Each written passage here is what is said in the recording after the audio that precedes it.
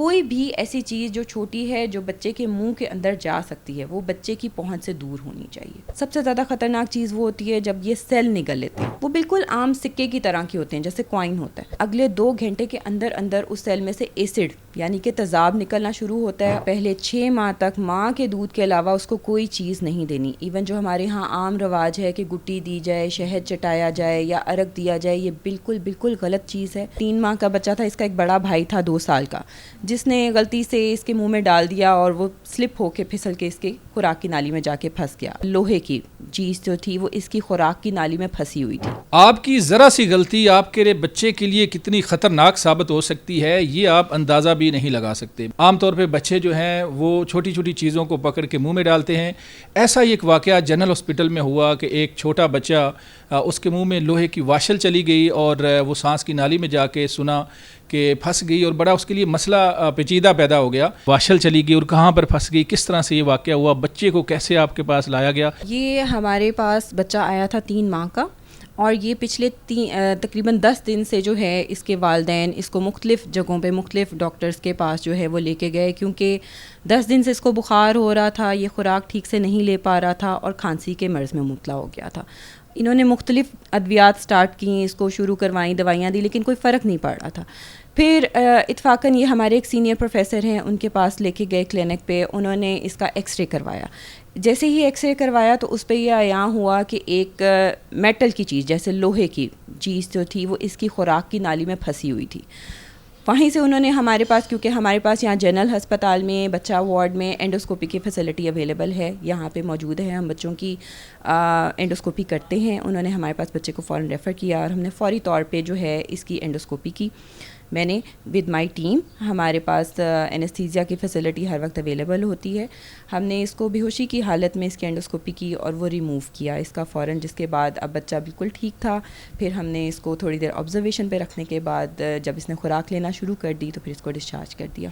اچھا یہ بتائیں کہ اگر یہ بچہ بر وقت ہاسپٹل نہ لایا جاتا تو یہ بچے کے لیے کتنا خطرناک ثابت ہو سکتا ہے؟ دیکھیں وہ چیز جو میٹل کا آبجیکٹ تھا, ایک تو وہ سائز میں بڑا تھا, وہ اس نے لازماً خود تو نہیں نکلا کیونکہ 3 ماہ کا بچہ تھا, اس کا ایک بڑا بھائی تھا 2 سال کا, جس نے غلطی سے اس کے منہ میں ڈال دیا اور وہ سلپ ہو کے پھسل کے اس کے خوراک کی نالی میں جا کے پھنس گیا. اب والدین بھی اس چیز سے, ان کو بھی کوئی آگاہی نہیں تھی اس کے بارے میں.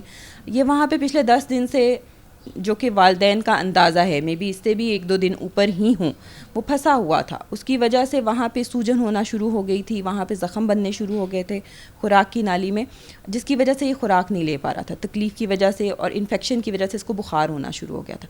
تو یہ بہت زیادہ خطرناک چیز ہوتی ہے, خاص کر اگر کچھ یہ تو ایک کیس ہے, ہمارے پاس ایسے بہت سارے کیسز آتے ہیں جس میں بچے جو ہیں وہ مختلف چیزیں نگل لیتے ہیں.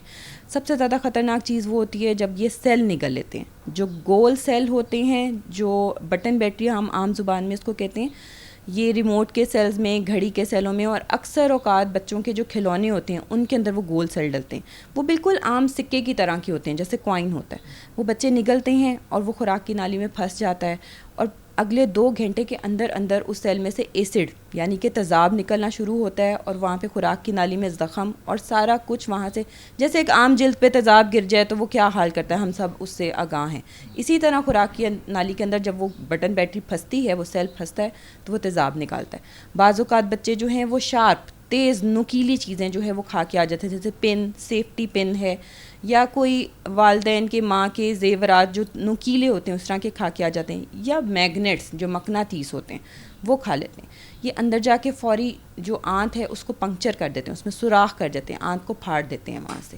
مقناطیس بھی اسی طرح ہی ہے, آنت کی دیواروں کو آپس میں چپکا دیتا ہے اور وہاں سے آنت گل جاتی ہے اور اس میں سوراخ ہو جاتا ہے. یہ ڈینجرس چیزیں ہیں, کافی زیادہ ان کے ساتھ جو ہے ہمیں نقصانات آگے جا کے دیکھنا پڑتے ہیں. اس سے زیادہ بھی کوئی خطرناک ایسا کیس آیا ہے کہ اس کو بر وقت لایا گیا اور آپ نے ٹھیک کیا, کوئی ایسا یاد آتا ہے آپ؟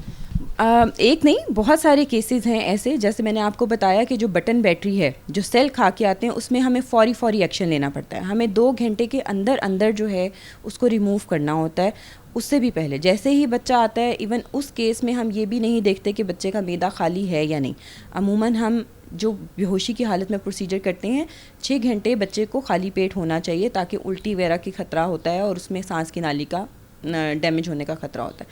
لیکن اس طرح کے کیسز جو آتے ہیں جس میں اس نے نکیلی چیزیں کھائی ہوتی ہیں یا بٹن بیٹری کھائی ہوتی ہے یا ایک سے زیادہ مقناطیس کھائے ہوتے ہیں, ہم اس میں اس کا بھی انتظار نہیں کرتے اور فوری طور پہ ریموو کرتے ہیں, کیونکہ آگے جا کے خطرے بڑھ جاتے ہیں. پھر ایک تو ہو اینڈوسکوپی کی اگر لمٹ ہے, ایک پہنچ ہے, اس سے آگے نکل جائے تو پھر بڑا آپریشن کر کے ان کو نکالنا پڑتا ہے. پیرنٹس احتیاط کیا کریں؟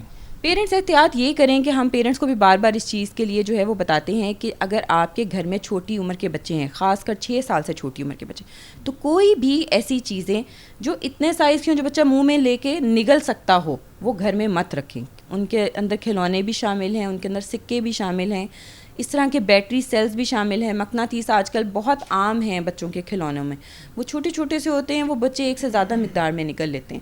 ایون اس طرح کے ڈیکوریشن پیسز جو ہوتے ہیں وہ چھوٹے چھوٹے, کوئی بھی ایسی چیز جو چھوٹی ہے جو بچے کے منہ کے اندر جا سکتی ہے وہ بچے کی پہنچ سے دور ہونی چاہیے. بچہ جب بہت بڑا ہو جاتا ہے تو پھر بعض دفعہ وہ روٹی کھانے سے اجتناب کرتا ہے, اس کا دل نہیں کرتا.